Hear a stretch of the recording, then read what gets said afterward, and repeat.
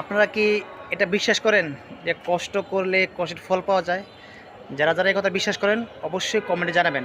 আজকে আপনাদেরকে কিছু জিনিস দেখাচ্ছি যে কষ্টের ফল কতটা মধুর হয় এবং মিষ্টি হয়। দেখুন, একটা গাছ দেখায় আপনাদেরকে।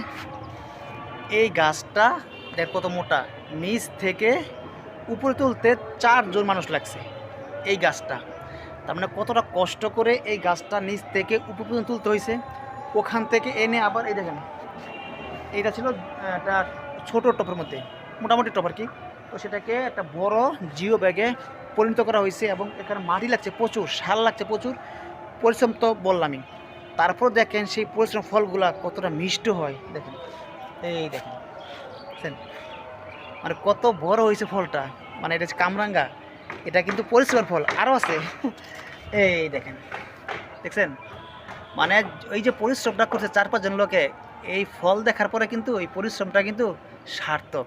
এটাই হচ্ছে ছাদ বাগানের পরিশ্রমের সার্থকতা। যারা ছাদ বাগান করে তারা কিন্তু প্রচুর টাকা খরচ করে, ওই টাকাটা তারা তুলতে চায় না, তারা চায় ওই পরিশ্রমের ফলটা। দেখেন আরও আছে আমাদের এখানে।